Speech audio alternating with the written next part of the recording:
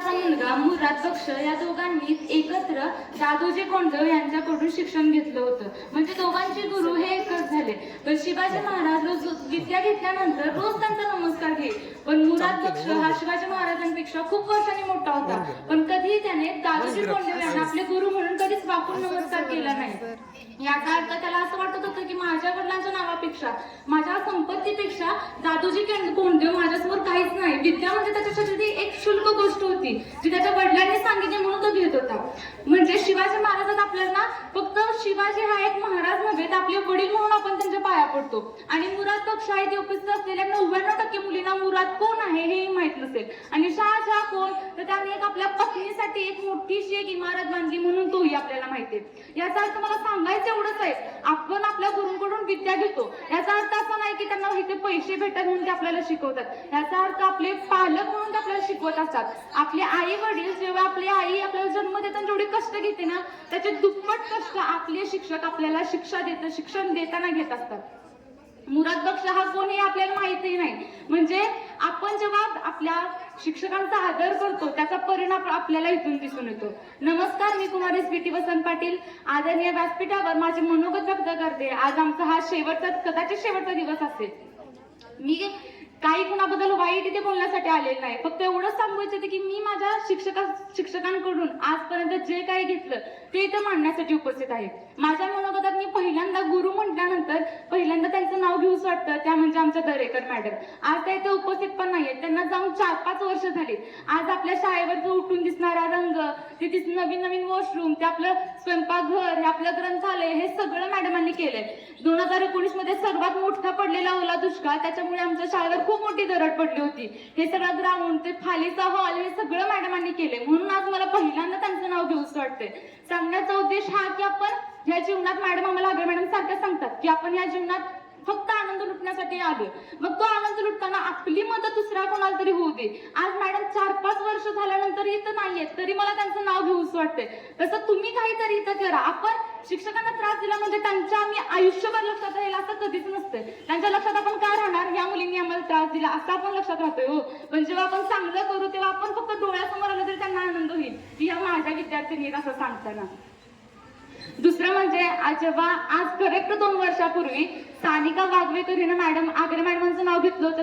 तिनं सांगितलं होतं की आग्रे मॅडम या मला माझ्या आईसारख्या आहेत. मला सांगितलं माझ्या पूर्ण वर्गासाठी या आईसारख्या आहेत. तेव्हा मला असं वाटलं की आपली आईची जागा, जन्मदात्या आईची जागा ही आपण कुणालाच देऊ शकत नाही. पण जेव्हा मी 10वीच्या वर्गात गेले तेव्हा मॅडम मुलींना एवढा सांभाळायच्या. एखादी मुलगी रडायला लागली तर असं वाटायचं की मॅडमच तिची आई आहेत, अशी त्याची काळजी घ्यायच्या.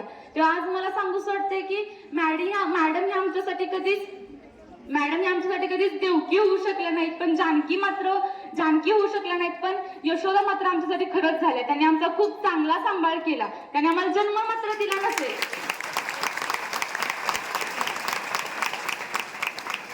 मला माहित होतं, मी काल हा मॅडमांचं हे प्रसंग सांगायच्या वेळी मला वाटलं होतं की मुली खरंच टाळ्या वाजवतील. या टाळ्या माझ्या चांगल्या भाषणाबद्दल नाहीत, त्या फक्त मॅडमांसाठी टाळ्या, तेवढं पण सांगू इच्छिते.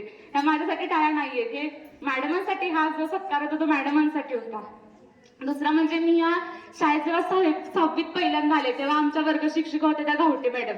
तेव्हा आमचा वर्ग खरंच खूप शांत होता. मॅडमांनी शिकवलेलं विज्ञान काही माझ्या लक्षात नव्हतं, कारण की मी तेव्हा पहिल्यांदा सेमीला आलेले. पण मॅडमांच्या तोंडावरची पडणारी, गालावर पडणारी कळी मात्र माझ्या आयुष्यभर लक्षात राहील. जेवढा मॅडम सुंदर दिसायच्या, कोमल दिसायच्या, तेवढं त्यांचं कोमल म्हणणं होतं. त्यांनी आईसारखं डोळं झाकून आमच्यावर कधी प्रेम केलं नाही. जिथं चुकतंय तिथं चुकतंय. माझ्या तासाला कुणी पाणी सुद्धा प्यायचं नाही असा त्यांचा एक नियम होता की कुणी पाणी प्यायचं नाही. एकदम कॉन्सन्ट्रेशनने लक्ष द्यायचं. त्यांच्यामुळे मला आज खरंच विज्ञान खूप आवडतो. दुसरं म्हणजे मी माझ्या वर्गात कधीच पहिल्या 5 मुलींच्यात पण मी आले नाही. पण कळंत्रे सरांमुळे, गावटे मॅडमांमुळे मला जळगाव पर्यंत 1 नव्हे तर 2 वर्ष मी फालीसाठी गेले. आणि तिथून मी जे माझ्या शाळेला कुणीच यश फालीत मिळवून दिलं नव्हतं ते मी यश मिळवून दिलं. आणि ह्याच्या पाठीमागे फक्त आग्रे मॅडम आणि खरं तर कळंत्रे सरांचा हात होता. मी स्कॉलरशिप मध्ये काय आज 5वीतही कधी मेरिट मध्ये आले नाही आणि 8वीतही मेरिट मध्ये आले नव्हते. पण मी पास झाले आणि त्यात फक्त 6 मुली आमच्या वर्गात पास झाल्या. त्यात माझं सगळ्यात शेवटी नाव होतं. तरी मी आमच्या पाटील मॅडम आणि कांबळे सरांमुळे मी NMMS मध्ये आले. याचा मला खूप आनंद वाटतो. मी फक्त पास होते तरी मी आनंदी होते, कारण की माझी एवढी कपॅसिटी नाहीये की मी नंबर मध्ये येईल, मी मीट मध्ये बसेल.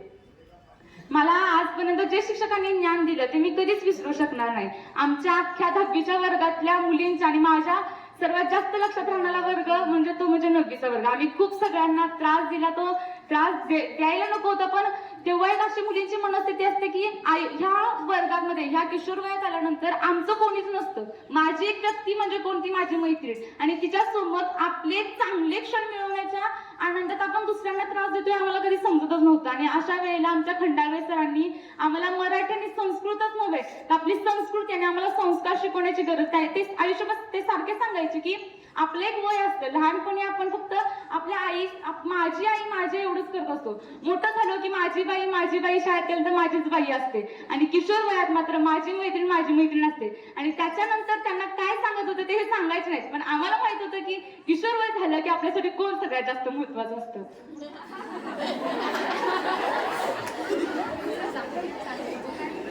त्याच्यानंतर आमच्या 9वीच्या वर्ग शिक्षिका म्हटलं की खरं तर आईच असतात.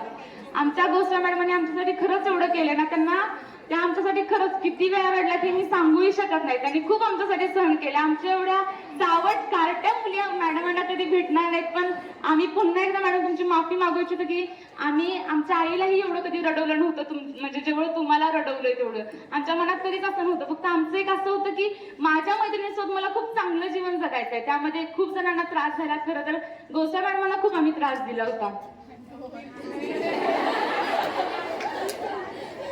आणि मी माझ्या मैत्रिणीने एवढंच सांगू इच्छिते की हा आपला एक शेवटचा टप्पा आहे. आणि शाळा ही सगळ्यांना कसं वाटतं की कधी मी एकदा शाळा सोडून जातोय, कधी एकदा कॉलेजमध्ये जातोय. खरं तर ही शाळा पुन्हा कधीच भेटणार नाही. शाळा म्हणजे आम्हाला आईना पुरेसं 8वीत सांगायचे, शाळा म्हणजे काय, जेव्हा